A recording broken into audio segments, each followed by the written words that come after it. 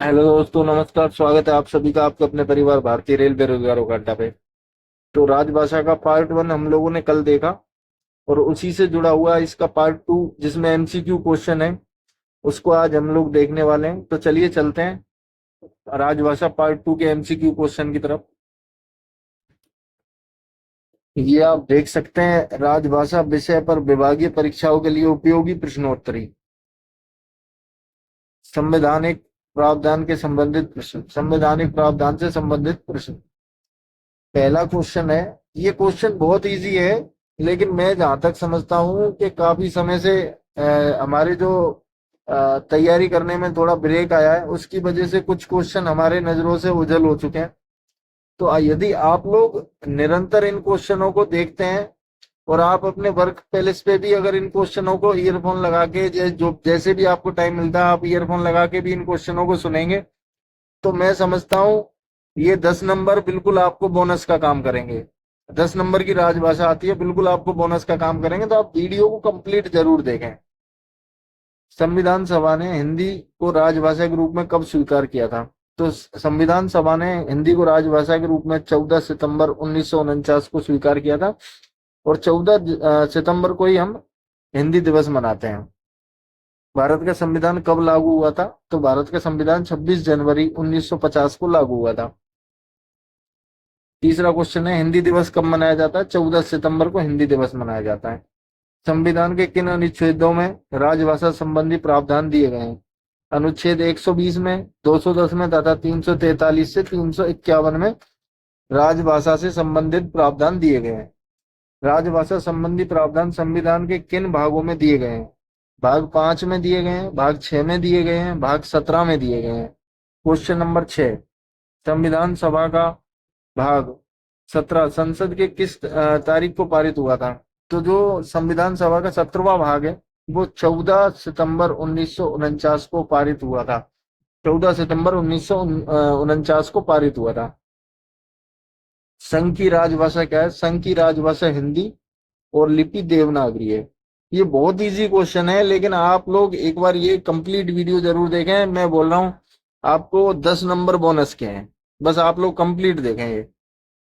संविधान के किस अनुच्छेद में राजभाषा आयोग गठन संबंधी प्रावधान है? अनुच्छेद 344(1) में राजभाषा संबंधित गठन का प्रावधान किया गया है। संविधान के किस अनुच्छेद के अनुसार संसदीय राजभाषा समिति का गठन किया गया है? अनुच्छेद 344(4) में संसदीय राजभाषा समिति का गठन किया गया है। संविधान के अनुच्छेद 344(4) के अनुसार संसदीय समिति में कुल कितने सदस्य हो सकते हैं? तो अनुच्छेद 344(4) के अनुसार संसदीय समिति में कुल 30 सदस्य हो सकते हैं। संविधान के अनुच्छेद 344(4) के अनुसार संसदीय समिति में लोकसभा में कितने सदस्य हो सकते हैं? तो 20 सदस्य हो सकते हैं। संविधान के अनुच्छेद 344(4) के अनुसार संसदीय समिति में राजभाषा में कितने सदस्य हो सकते हैं? तो इसमें आपके 10 सदस्य हो सकते हैं। उसके बाद 13वां क्वेश्चन है, अनुच्छेद 344(1) के अनुसरण में राजभाषा आयोग का गठन कब किया गया था? तो इसका गठन किया गया था 7 जून 1955 को। राजभाषा आयोग के प्रथम अध्यक्ष कौन थे? तो जो राजभाषा आयोग के प्रथम अध्यक्ष थे वो बीजी खेर थे। 15वां क्वेश्चन, संसदीय राजभाषा समिति सर्वप्रथम कब गठित की गई थी? संसदीय राजभाषा समिति सर्वप्रथम 1957 में गठित की गई थी। आप ये वीडियो कंप्लीट जरूर देखें, और मेरा आप लोगों से निवेदन है, आपके काम का नहीं है, आपके किसी भाई के काम का है, तो आप वीडियो को शेयर जरूर करें, ग्रुपों में पहुंचाएं, अपने भाइयों तक पहुंचाएं। हमारे द्वारा पूरा प्रयास किया जा रहा है जीडीसी एलडीसी के जो भी टॉप एमसीक्यू क्वेश्चन है उनको आप लोगों तक पहुंचाना, और हर प्रकार से आप लोगों की मदद करना, जिससे आप अपना लेवल अप कर सकें और आप भी एक अच्छे पद पर पहुंचें। बस इसी कामना के साथ में हम लोग निरंतर प्रयास कर रहे हैं। ये देखेंगे आप, 16वें नंबर का क्वेश्चन है, संविधान के अनुच्छेद 343(2) के अनुसार कितने काल अवधि तक के लिए संघ के राजकीय प्रयोजन के लिए अंग्रेजी का प्रयोग किया जाना सुनिश्चित किया गया था? तो संविधान के प्रारंभ से 15 वर्ष तक के लिए अंग्रेजी का प्रयोग किया जाना सुनिश्चित किया गया था। 17वां क्वेश्चन है, हिंदी के प्रयोग के पुनरीक्षण के लिए संसदीय राजभाषा समिति की कुल कितनी उप समितियां बनाई गई थी? तो 3 उप समितियां बनाई गई थी। 18वां क्वेश्चन है, संसदीय राजभाषा समिति की कौन सी उप समिति द्वारा रेल मंत्रालय का निरीक्षण किया गया जाता है?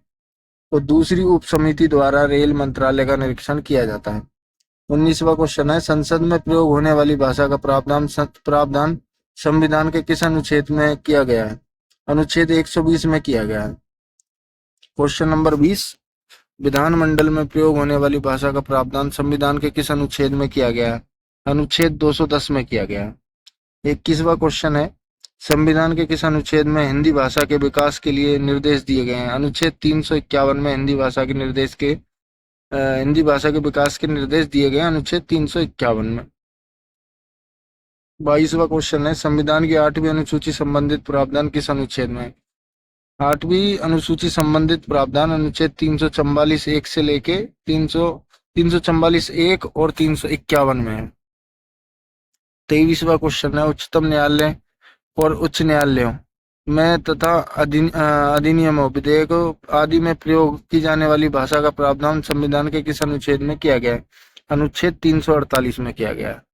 एक राज्य और दूसरे राज्य के बीच अथवा राज्य और संघ के बीच संचार के लिए राजभाषा का प्रावधान संविधान के किस अनुच्छेद में किया गया है? अनुच्छेद 346 में किया गया है। 25वां क्वेश्चन है, संसद के दोनों सदनों द्वारा राजभाषा संकल्प कब पारित किया गया था? 18 जनवरी 1968। ये इम्पोर्टेंट है, आप लोग इसको ध्यान रखें। 18 जनवरी 1968। उसके बाद राष्ट्रपति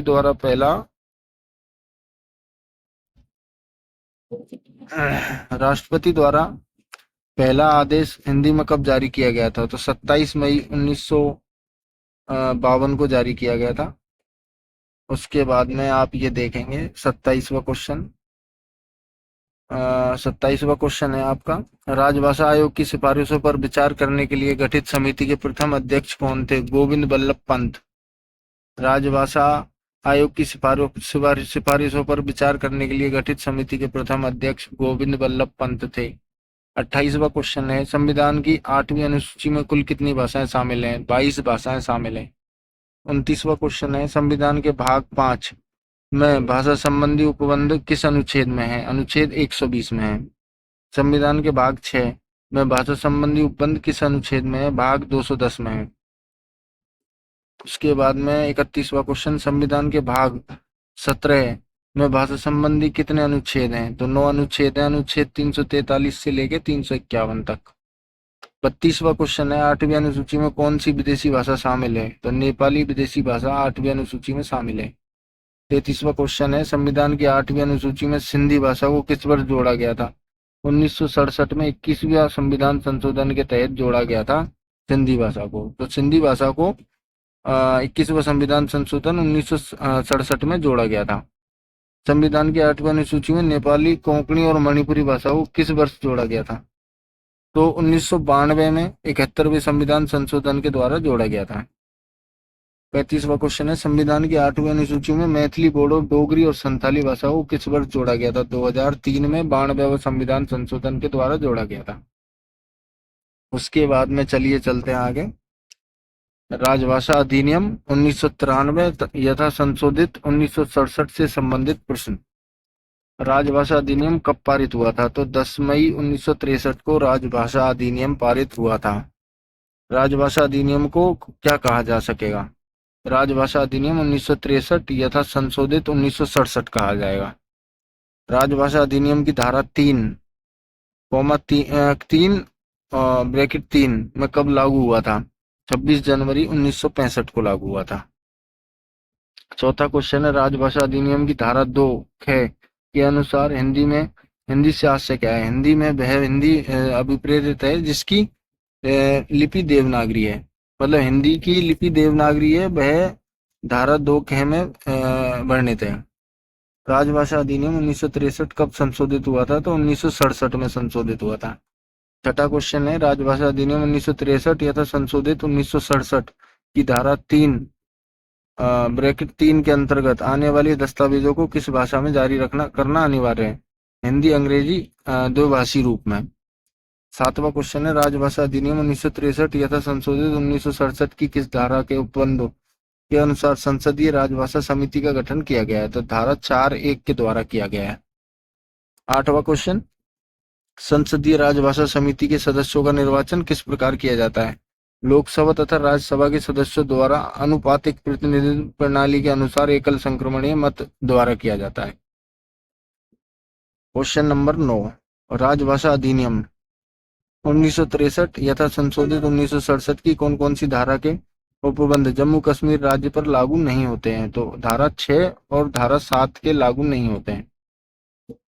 प्रश्न 10, राजभाषा अधिनियम 1963 यथा संशोधित 1967 की कौन सी धारा के तहत केंद्र सरकार को नियम बनाने की शक्ति प्रदान की गई है? तो केंद्र सरकार को राजभाषा अधिनियम 1963-67 के द्वारा धारा 8 के द्वारा कानून बनाने की शक्ति प्रदान की गई है, नियम बनाने की शक्ति प्रदान की गई है।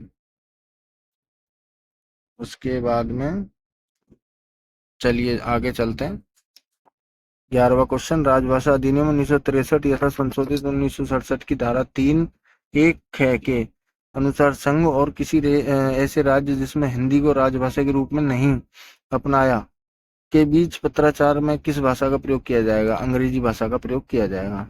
राजभाषा अधिनियम 1963 यथा संशोधित 1967 की धारा 3(1) के अनुसार किसी ऐसे राज्य जिसने हिंदी को राजभाषा के रूप में नहीं अपनाया है और किसी ऐसे राज्य जिसने हिंदी को राजभाषा के रूप में अपनाया है के बीच पत्राचारों में किस भाषा का प्रयोग किया जाएगा? तो हिंदी को प्रयोग में लाया जाएगा, साथ ही उसका अनुवाद अंग्रेजी भाषा में भेजा जाएगा। 13वां क्वेश्चन है, राजभाषा अधिनियम 1963 संशोधित रूप में कब पारित हुआ? तो 12 दिसंबर 1967 को संशोधित होकर पारित हुआ था। 14वां क्वेश्चन है, राजभाषा अधिनियम 1963 क्यों पारित हुआ था? तो 1965 के बाद ही हिंदी के साथ अंग्रेजी प्रयोग को जारी करने का प्रावधान करने के लिए जारी किया गया था। 15वां क्वेश्चन, राजभाषा अधिनियम में कुल कितनी धाराएं हैं? तो 9 धाराएं। राजभाषा अधिनियम में कुल 9 धाराएं हैं। संविधान की 8वीं अनुसूची में शामिल भाषाएं। 8वीं अनुसूची अनुच्छेद 344(1) से 351 तक। तो इसमें जो 22 भाषाएं शामिल हैं वो हैं असमिया, उड़िया, उर्दू, कन्नड़, कश्मीरी, गुजराती, तमिल, तेलुगु, पंजाबी, बंगाली, मराठी, मलयालम, संस्कृत, सिंधी, हिंदी, मणिपुरी, नेपाली, कोंकणी, मैथिली, बोडो, डोगरी और संथाली। आखिरी भाषा संथाली है। उसके बाद चलिए चलते हैं आगे। ये राजभाषा अधिनियम 1963 की धारा 3(3) के अंतर्गत आने वाले कागजात। सामान्य आदेश, अधिसूचनाएं, सूचनाएं। चौथे नंबर की है प्रेस विज्ञप्ति, नोट प्रेस। 5वीं है संविदा। 6ठी है करार। 7वीं लाइसेंस। 8वीं परमिट। 9वीं टेंडर फॉर्म और नोटिस। 10वीं संकल्प। 11वीं नियम। 12वीं संसद में प्रस्तुत सरकारी प्रलेख कागजात। 13वीं संसद में प्रस्तुत सरकारी प्रशासनिक अन्य रिपोर्ट। 14वीं प्रशासनिक अन्य रिपोर्ट संसद में प्रस्तुत की गई रिपोर्ट के अलावा। उसके बाद में आगे सामान्य आदेश में निम्नलिखित दस्तावेज सम्मिलित हैं। ये वेरी इंपॉर्टेंट है क्वेश्चन, आप लोग इनको बहुत आराम से और धैर्य से देखें।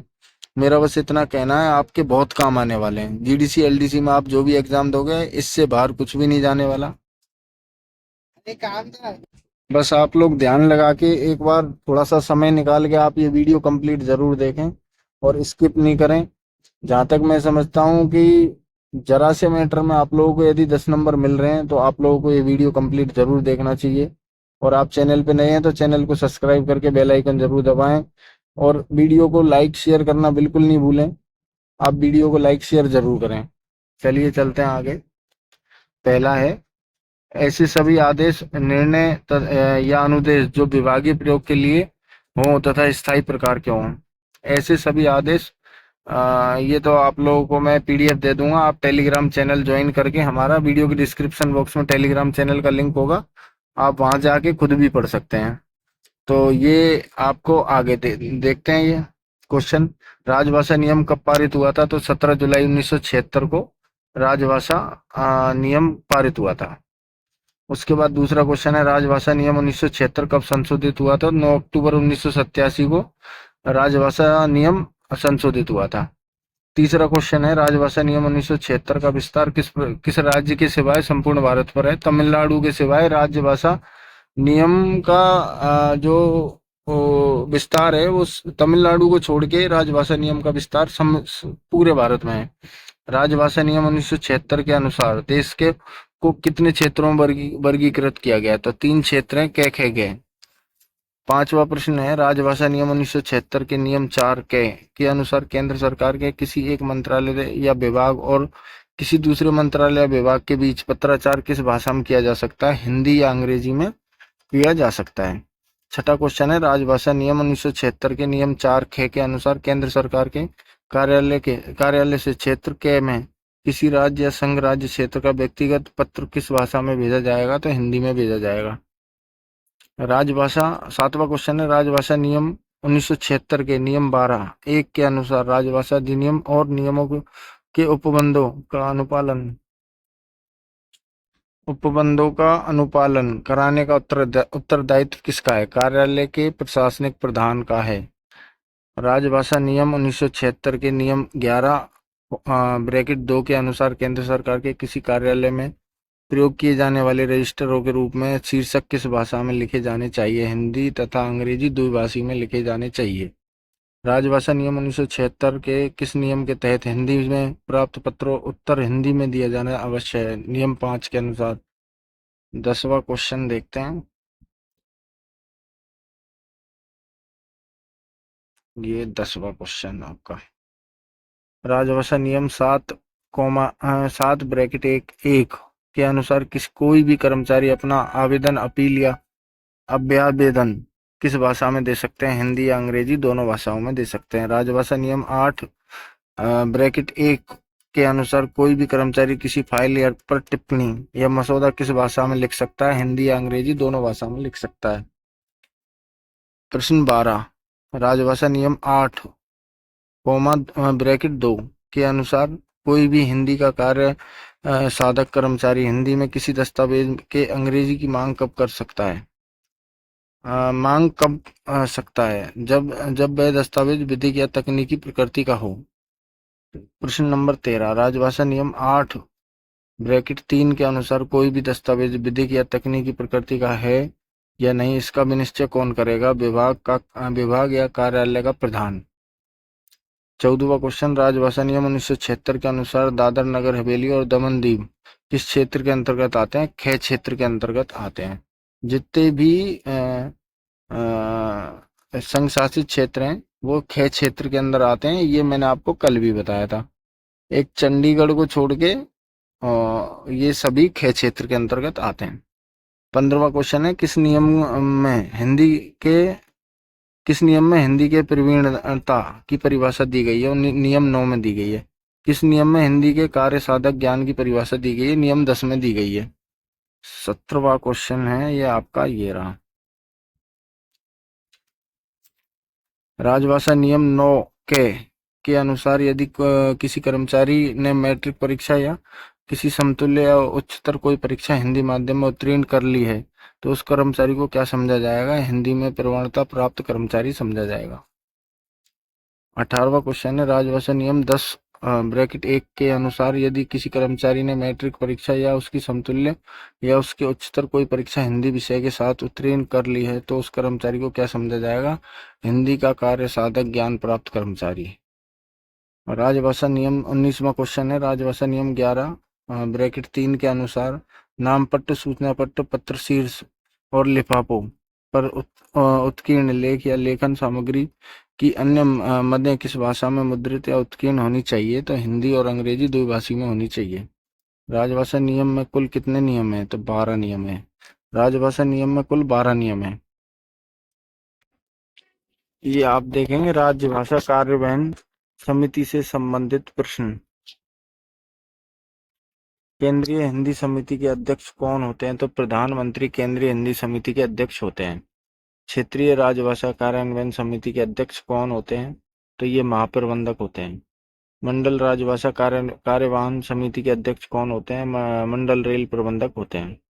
क्षेत्रीय मंडल राजभाषा कार्यान्वयन समिति की बैठक वर्ष में कितनी बार होती है? तो 4 बार होती है, हर 3 माह में 1 बार। 5वां क्वेश्चन है, जबलपुर नगर स्थित नगर राजभाषा कार्यान्वयन समिति कार्यालय क्रमांक 2 की दायित्व किस कार्यालय को सौंपी गई है? महाप्रबंधक कार्यालय जबलपुर को सौंपी गई है। 6वां क्वेश्चन है, नगर राजभाषा कार्यान्वयन समिति कार्यालय क्रमांक 2 जबलपुर के अध्यक्ष कौन है? महाप्रबंधक पश्चिम मध्य रेलवे जबलपुर होते हैं इसके अध्यक्ष। 7वां क्वेश्चन है, नगर राजभाषा कार्यवाहन समिति की बैठक किस वर्ष में कितनी बार होती है? तो 2 बार होती है, 6 माह में 1 बार नगर राजभाषा कार्यवाहन समिति की।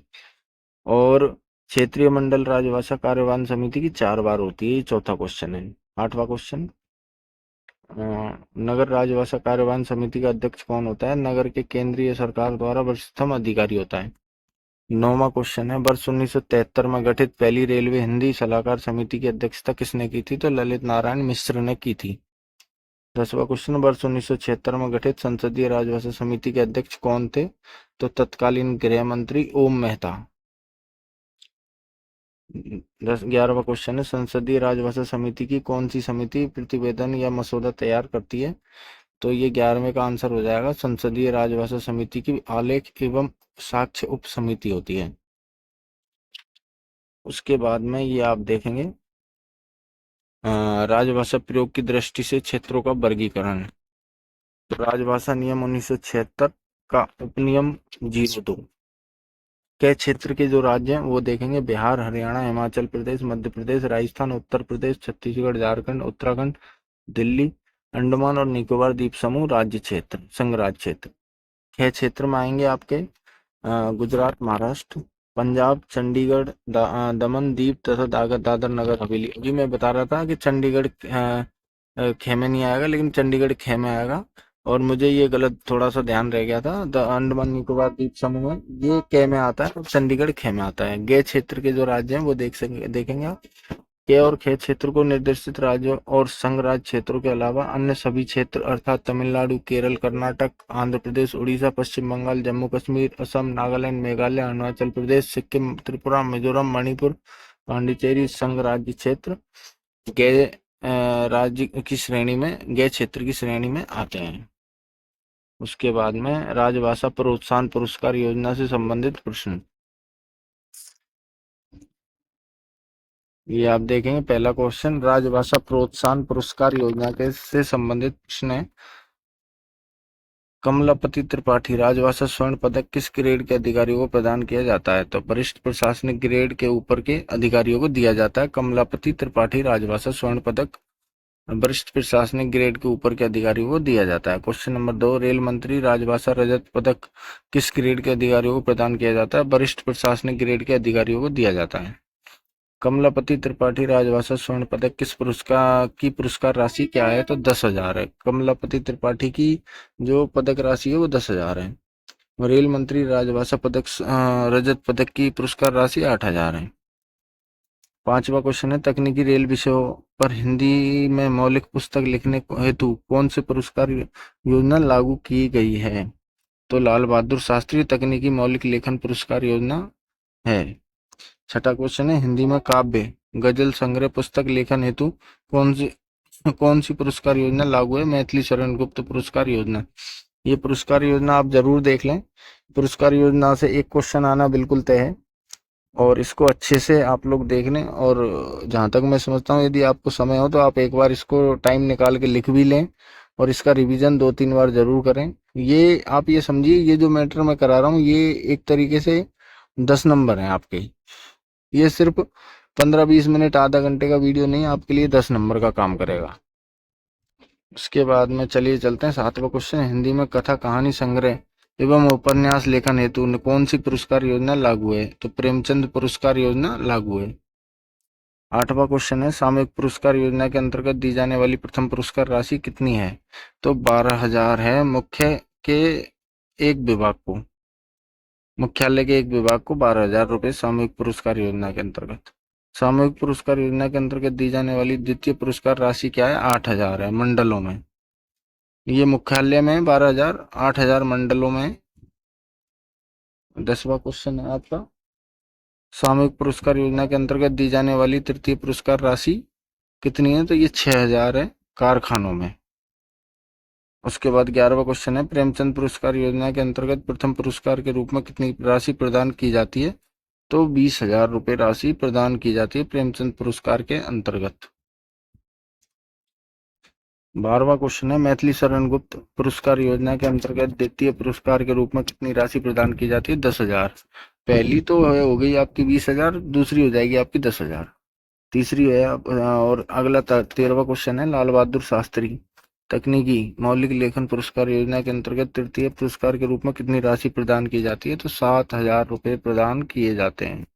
7,000 रुपए ये आपको प्रदान किए जाते हैं लाल बहादुर शास्त्री तकनीकी मौलिक लेखन पुरस्कार के अंतर्गत। वर्ष भर में 20,000 सबसे ज्यादा शब्द लिखने के लिए एक यूनिट में कितने प्रथम पुरस्कार दिए जाते हैं? तो 2 दिए जाते हैं, 5,000 रुपए प्रति कर्मचारी। वर्ष भर में 20,000 सबसे ज्यादा शब्द लिखने के लिए एक यूनिट में कितने द्वितीय पुरस्कार दिए जाते हैं? तो 3 दिए जाते हैं, 3,000 प्रति कर्मचारी। 3,000 रुपए पुरस्कार प्रति कर्मचारी 3 को दिया जाता है। 16वां क्वेश्चन है, वर्ष भर में 20,000 सबसे ज्यादा शब्द लिखने के लिए एक यूनिट में कितने तृतीय पुरस्कार दिए जाते हैं? तो 5 को दिए जाते हैं, 2,000 रुपए प्रति कर्मचारी। 17वां क्वेश्चन, राज्यभाषा कार्यान्वयन समिति के सचिवों लिपिकों को हर माह मानदेय के रूप में कितनी राशि दी जाती है? 600 रुपए दी जाती है। 18वां क्वेश्चन है, 97% या उससे अधिक अंक से हिंदी टंकण परीक्षा पास करने पर नगद पुरस्कार के रूप में कितनी राशि दी जाती है? 2,400 रुपए दी जाती है। 95% से अधिक परंतु 97% से कम हिंदी में अंकों से हिंदी टंकण परीक्षा पास करने पर नगद पुरस्कार राशि 1,600 रुपए दी जाती है। 90% से अधिक परंतु 95% से कम के लिए 800 रुपए दी जाती है। 70% से अधिक अंकों से प्रबोध परीक्षा पास करने पर नगद पुरस्कार राशि के रूप में 1,600 रुपए दिए जाते हैं प्रबोध परीक्षा पास करने पर। 22वां क्वेश्चन है, 60% से अधिक परंतु 70% से कम अंकों से प्रबोध परीक्षा पास करने पर नगद पुरस्कार राशि 800 रुपए दी जाती है। 800 रुपए। उसके बाद में ये आप देखेंगे 23वां क्वेश्चन, 55% से अधिक परंतु 60% से कम अंक से प्रबोध परीक्षा पास करने पर 400 रुपए पुरस्कार राशि प्रदान की जाती है। 24वां क्वेश्चन है, 70% या इससे अधिक अंकों से प्रवीण परीक्षा पास करने पर नगद पुरस्कार राशि के रूप में कितनी राशि दी जाती है? 1,800 रुपए दी जाती है। 25वां क्वेश्चन है, 60% से अधिक परंतु 70% से कम अंकों से प्रवीण परीक्षा पास करने पर नगद पुरस्कार राशि कितनी दी जाती है? 1,200 रुपए दी जाती है। 26वां क्वेश्चन है, 55% से अधिक परंतु 60% से कम अंक से प्रवीण परीक्षा पास करने पर 600 रुपए नगद पुरस्कार राशि दी जाती है। 70% या इससे अधिक अंकों से प्राज्ञ परीक्षा पास करने पर नगद पुरस्कार राशि 2,400 रुपए दी जाती है। और 60 से और 70% के बीच में आने पर 1,600 रुपए, 55 से 60 के बीच में आने पर 800 रुपए प्राज्ञ राशि है ये। उसके बाद में ये आप देखेंगे 30वां क्वेश्चन। 30वां क्वेश्चन है आपका, 95% या इससे अधिक अंकों से हिंदी आशुलिपि परीक्षा पास करने पर नगद पुरस्कार राशि 2,400 रुपए दी जाती है। 2,400 रुपए दी जाती है। 92 से और 95% के बीच में 1,600 रुपए दी जाएगी। 90 से 95% के बीच में आपको 800 रुपए दी जाएगी। 33वां क्वेश्चन है, निजी प्रयत्नों से प्रबोध परीक्षा पास करने पर एक मुश्त नगद पुरस्कार के रूप में कितनी राशि दी जाती है? 1,600 रुपए दी जाती है। 34वां क्वेश्चन है, निजी प्रयत्नों से प्रवीण परीक्षा पास करने पर एक मुश्त नगद पुरस्कार राशि 1,500 रुपए दी जाती है। 35वां क्वेश्चन है, निजी प्रयत्नों से प्राज्ञ परीक्षा पास करने पर एक मुश्त नगद पुरस्कार के रूप में कितनी राशि दी जाती है? 2,400 रुपए दी जाती है। 36वां क्वेश्चन है, निजी प्रयत्नों से हिंदी आशुलिपि परीक्षा पास करने पर एक मुश्त नगद पुरस्कार के रूप में कितनी राशि दी जाती है? 3,000 रुपए दी जाती है।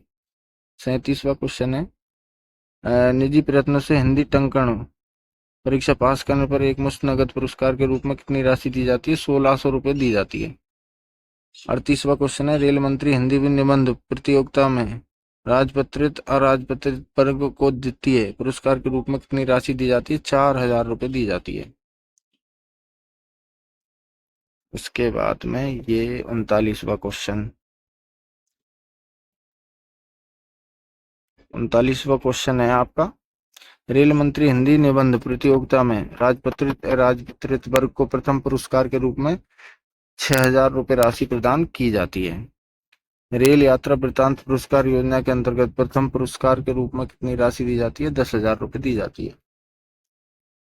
41वां क्वेश्चन है आपका, रेल यात्रा वृत्तांत पुरस्कार योजना के अंतर्गत द्वितीय पुरस्कार के रूप में 8,000 रुपये राशि प्रदान की जाती है। 42वां क्वेश्चन है, रेल यात्रा वृत्तांत पुरस्कार योजना के अंतर्गत तृतीय पुरस्कार के रूप में कितनी राशि प्रदान की जाती है? 6,000 रुपये। ये क्वेश्चन थोड़े टिपिकल हैं, आपको सुनने में सभी एक जैसे लग रहे होंगे, लेकिन आप इनको अच्छे से पढ़ेंगे और अच्छे से वीडियो को देखेंगे और आप लिख के याद करेंगे तो मैं जहां तक समझता हूँ कि ये बहुत जल्दी आपको याद हो जाएंगे और आप सारा मैटर भी समझ पाएंगे, कौन सा पुरस्कार किसको दिया जाता है और किस चीज के लिए दिया जाता है। बस आप वीडियो को शेयर करना नहीं भूलें। आपको वीडियो पसंद आता है, वीडियो जरूर शेयर करें और चैनल को सब्सक्राइब करके बेल आइकन दबा लें, जिससे जो भी हमारे द्वारा मैटर आप लोगों को जीडीसी एलडीसी के लिए दिया जा रहा है तो आप लोग बिल्कुल अपडेट रहें। 43वां क्वेश्चन देखेंगे, अंशकालिक हिंदी पुस्तकाध्यक्ष को हिंदी पुस्तकालय चलाने हेतु प्रतिमाह कितने रुपए का मानदेय दिया जाता है? 1,000 रुपए का।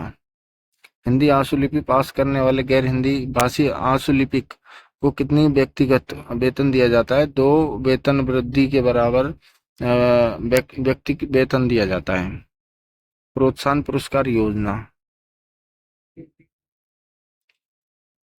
ये है नाम, विवरण, पुरस्कार की राशि, पुरस्कारों की संख्या। कमलापति त्रिपाठी राजभाषा स्वर्ण पदक, ये आपको दिया जाता है महाप्रबंधक एवं उनके ऊपर के स्तर के अधिकारियों के लिए दिया जाता है। पुरस्कार की राशि 10,000 रुपये प्लस स्वर्ण पदक प्लस प्रशस्ति पत्र। पुरस्कार की संख्या 1 स्वर्ण पदक दिया जाता है।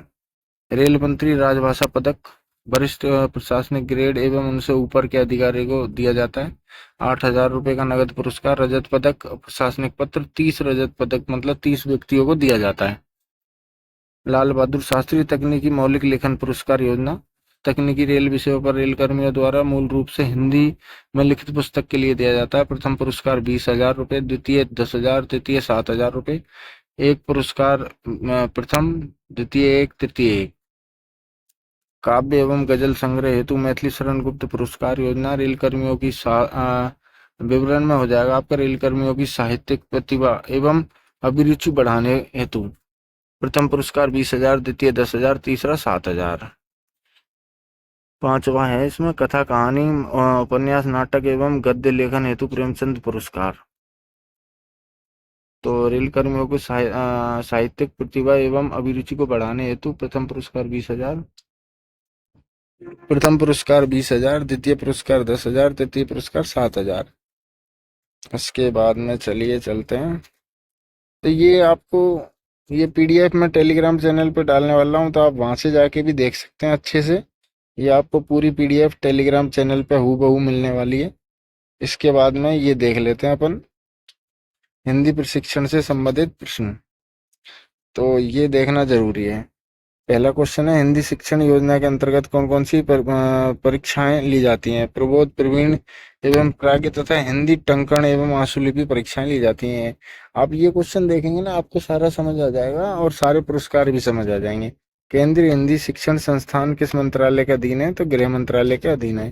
केंद्र सरकार के कर्मचारियों के लिए निर्धारित प्रारंभिक पाठ्यक्रम क्या है? प्रबोध है। चौथा क्वेश्चन है, केंद्रीय कर्मचारियों के लिए हिंदी का सेवाकालीन प्रशिक्षण कब अनिवार्य किया गया था? 1960 में किया गया था। 5वां क्वेश्चन है, केंद्र सरकार के नियंत्रणाधीन सभी उपक्रमों, नियमों, निकायों और राष्ट्रीय बैंकों को हिंदी में के अनिवार्य प्रशिक्षण के दायरे में कब लाया गया था? तो 1974 में लाया गया था। छठा क्वेश्चन है आपका, पत्राचार द्वारा हिंदी भाषा प्रशिक्षण की व्यवस्था कब प्रारंभ की गई थी? तो 1990 में की गई थी। 7वां क्वेश्चन है, केंद्रीय हिंदी प्रशिक्षण संस्थान किस वर्ग के पाठ्यक्रम आयोजित करता है? तो पहला प्रबोध, दूसरा प्रवीण, तीसरा प्राज्ञ, चौथा हिंदी टंकण एवं आशुलिपि पाठ्यक्रम। 4 प्रकार के करता है। 8वां है, गृह मंत्रालय के अंतर्गत राजभाषा विभाग की स्थापना कब की गई थी? तो 1955 में की गई थी। 9वां है, आरंभ से केंद्रीय अधिकारियों कर्मचारियों के लिए हिंदी प्रशिक्षण का दायित्व किस मंत्रालय का था? तो शिक्षा मंत्रालय का था। 10वां क्वेश्चन है, केंद्रीय अधिकारियों कर्मचारियों के लिए हिंदी प्रशिक्षण का दायित्व किस गृह मंत्रालय को कब सौंपा गया था? तो वर्ष 1955 में सौंपा गया था। 11वां क्वेश्चन, केंद्रीय हिंदी प्रशिक्षण संस्थान का गठन कब किया गया था? तो 21 अगस्त 1985 को केंद्रीय हिंदी प्रशिक्षण संस्थान का गठन किया गया था। प्रबोध की हिंदी योग्यता क्या है? 5वीं कक्षा के समकक्ष। प्रवीण की हिंदी योग्यता क्या है? 8वीं कक्षा के समकक्ष। प्राज्ञ की प्राज्ञ हिंदी योग्यता क्या है? 10वीं कक्षा के समकक्ष। विविध प्रश्न, ये आप देखेंगे विविध प्रश्न। विश्व हिंदी दिवस कब मनाया जाता है? तो 10 जनवरी को। तो विश्व हिंदी दिवस आपका मनाया जाता है 10 जनवरी को, और हिंदी दिवस मनाया जाता है आपका 14 सितंबर को। ठीक है। संघ का राजकीय कार्य हिंदी में करने के लिए वार्षिक कार्यक्रम कौन कराता है? तो गृह मंत्रालय कराता है। राजभाषा नीति के अंतर्गत स्टेशनों के उद्घाटन किस भाषा क्रम में प्रसारित किए जाते हैं? त्रिभाषी रूप में। प्रादेशिक भाषा हिंदी और अंग्रेजी में, जो प्रदेश की भाषा होती है उसमें, और हिंदी अंग्रेजी में। रबर की मोहर को किस प्रकार तैयार किया जाता है? द्विभाषी रूपी में, हिंदी अंग्रेजी लाइन वार के रूप में। मराठी भाषा की लिपि क्या है? तो देवनागरी है। अंग्रेजी भाषा की लिपि रोमन है। नाम पदनाम साइन बोर्ड को किस क्रम में प्रदर्शित किया जाना चाहिए? तो प्रादेशिक भाषा हिंदी और अंग्रेजी तीनों में किया जाना चाहिए। रेलवे बजट का हिंदी अनुवाद सबसे पहले कब तैयार किया गया था, तथा उस समय रेल मंत्री कौन थे? तो वर्ष 1956 में किया गया था। उस समय रेल मंत्री स्वर्गीय लाल बहादुर शास्त्री जी थे। 9वां क्वेश्चन है, रेलवे बोर्ड में हिंदी संसद अनुभाग का गठन कब हुआ था? तो 1960 में हुआ था। संविधान के अनुसार संवैधानिक नियमों, विनियमों और आदेशों का अनुवाद कौन करता है? तो विधि मंत्रालय करता है। उसके बाद में आपका क्वेश्चन नंबर 11, राष्ट्रपति के 1952 के आदेशों के अनुपालन के लिए रेलवे बोर्ड में किस वर्ष हिंदी सहायक का एक पद सृजित हुआ था? तो 1952 में रेलवे बोर्ड की सामान्य शाखा में एक पद सृजित हुआ था 1952 में। गृह मंत्रालय के अंतर्गत राजभाषा विभाग की स्थापना कब हुई थी? तो 1955 में हुई थी।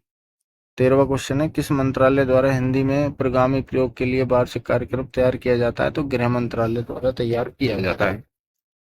14वां क्वेश्चन है, हिंदी के प्रगामी प्रयोग के लिए वार्षिक कार्यक्रम गृह मंत्रालय द्वारा किस वर्ष से तैयार किया जाना प्रारंभ किया गया था? तो 1968-69 से प्रारंभ किया गया था।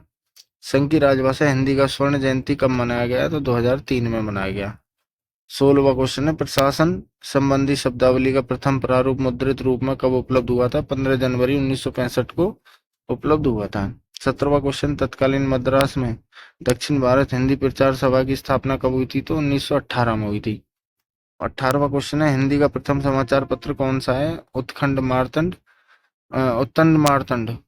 1824, ये प्रथम समाचार पत्र था हिंदी का। इसके बाद में ये पुरस्कार राशि है, ये आप लोग देख सकते हैं। तो ये पीडीएफ आपको मिलने वाली है टेलीग्राम चैनल पे। आप टेलीग्राम चैनल वीडियो को डिस्क्रिप्शन बॉक्स में जाके जरूर ज्वाइन करें।